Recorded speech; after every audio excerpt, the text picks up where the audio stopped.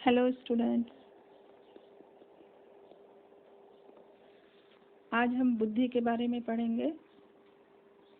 सबसे पहले तो ये समझ लेते हैं कि बुद्धि शब्द का प्रयोग सबसे पहले कैसे हुआ। सन 1885 में एक मनोवैज्ञानिक फ्रांसिस गाल्टन ने इस शब्द का प्रयोग किया। उनका कहना था कि बुद्धि एक अमूर्त संप्रत्यय है। अमूर्त संप्रत्यय का मतलब ऐसा चीज जिसे हम देख नहीं सकते। जो चीजें हमें दिखाई नहीं देती हैं उसे हम अमूर्त कहते हैं। तो बुद्धि भी हमें दिखाई नहीं देती है, इसलिए बुद्धि को अमूर्त संप्रत्यय माना गया है और बुद्धि हमारे मस्तिष्क में होती है। अब हम ये समझते हैं कि बुद्धि है क्या।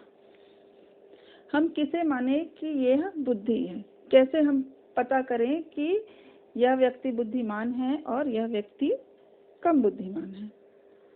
तो हम इसे इस प्रकार समझते हैं कि बुद्धि जो होती है वो विभिन्न प्रकार की योग्यताओं का एक रूप होता है। जिस व्यक्ति में जितनी ज़्यादा एबिलिटी होती है, जितने ज़्यादा स्किल होते हैं, हम यह मानते हैं कि वह व्यक्ति उतना बुद्धिमान है। दूसरा, जीवन की समस्याओं को हल करने का गुण जिसमें ज़्यादा होता है, हम समझते हैं वह व्यक्ति ज़्यादा बुद्धिमान है। क्योंकि हमारे जीवन में अनेक समस्याएं आती रहती हैं। यदि हम उन समस्याओं का समाधान उचित प्रकार से सही समय पर कर लें तो वह एक बुद्धि का प्रमाण देती है।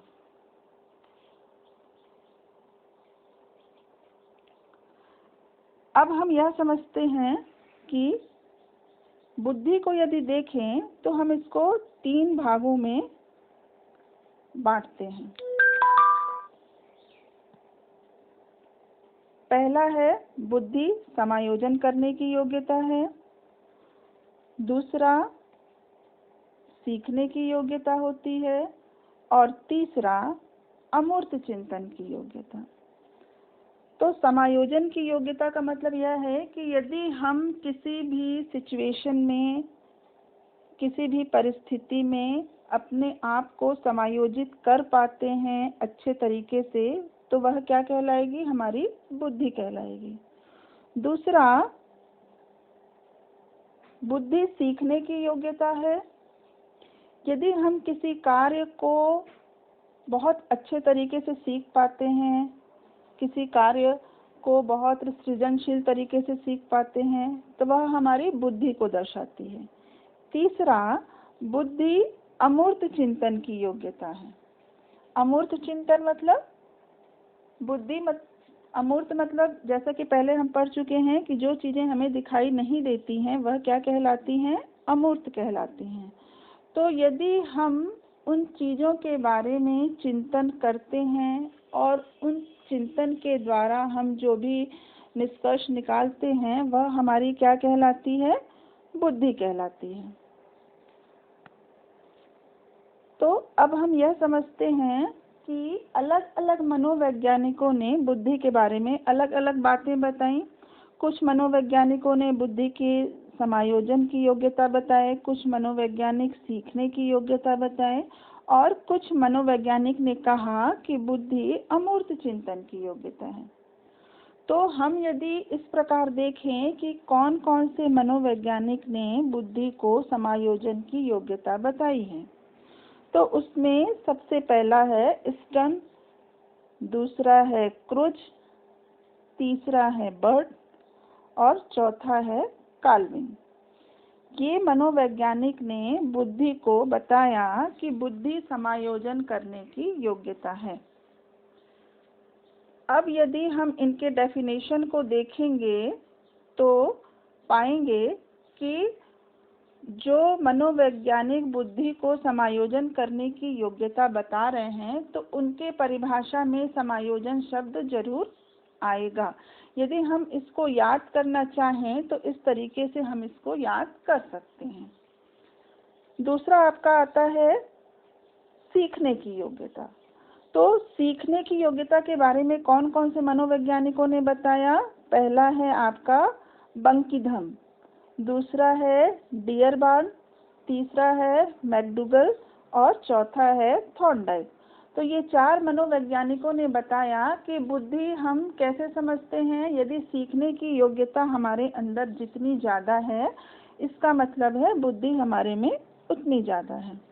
फिर आपका तीसरा आ जाता है अमूर्त चिंतन की योग्यता।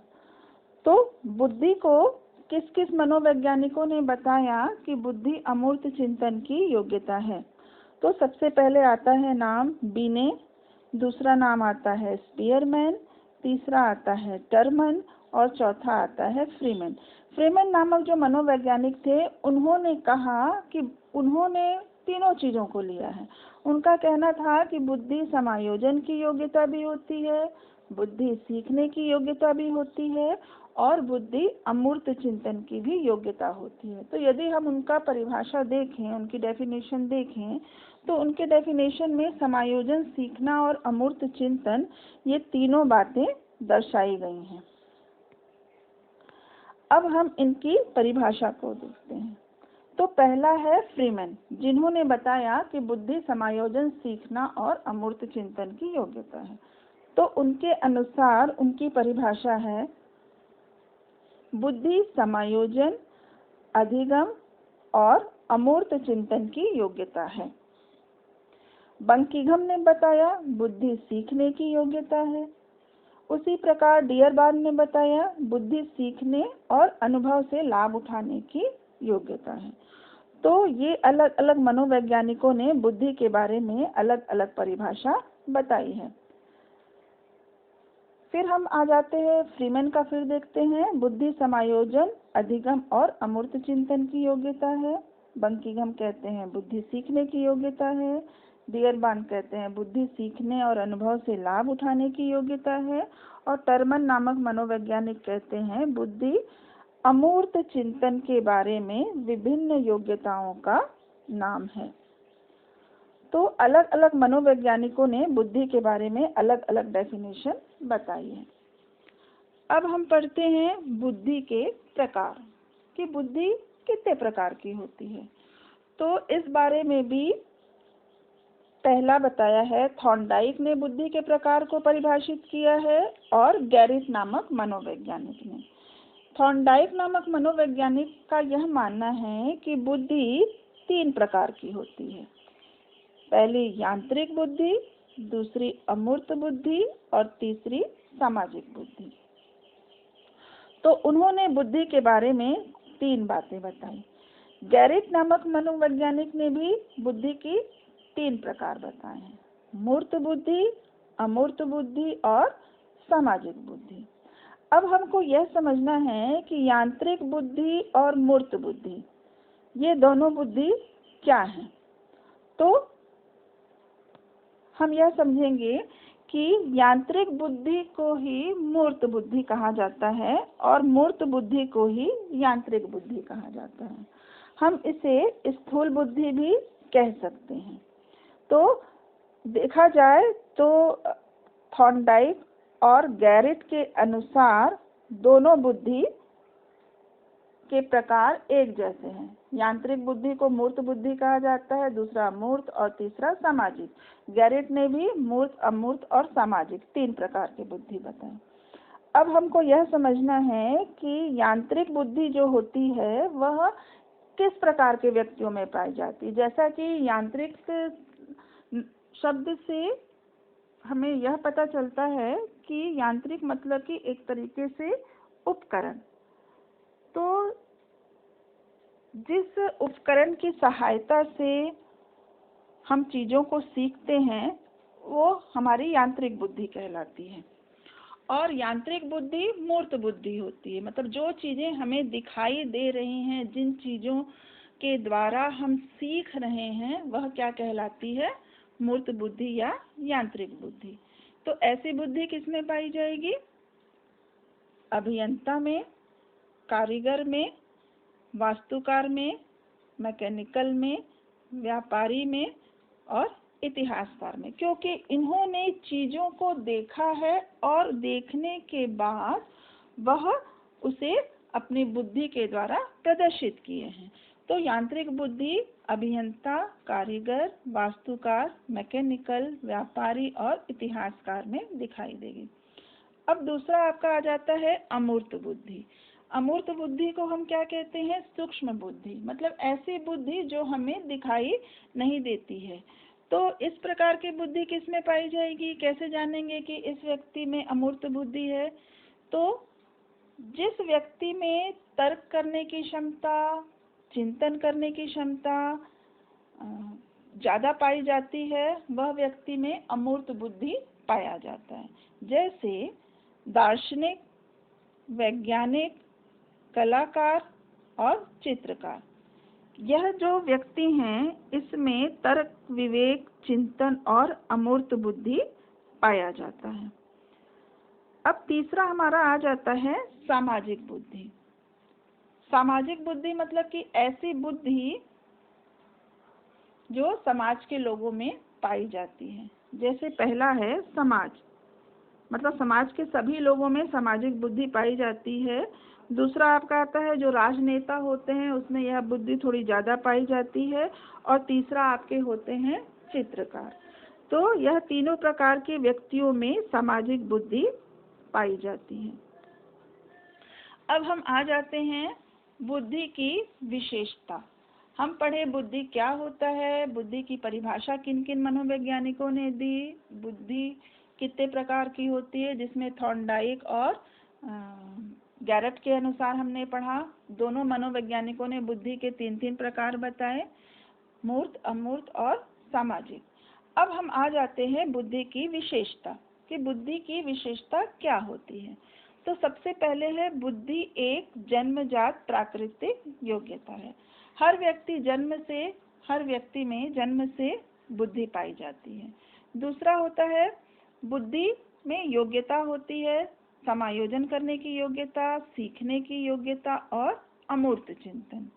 तीसरा आपका आता है बुद्धि परिवर्तनशील और विकासशील होती है। जैसे कि शैशवावस्था में हमारी जो बुद्धि होती है, बाल्यावस्था में जाकर वही बुद्धि थोड़ी चेंज हो जाती है, फिर किशोरावस्था में जाकर वह बुद्धि थोड़ी और चेंज हो जाती है।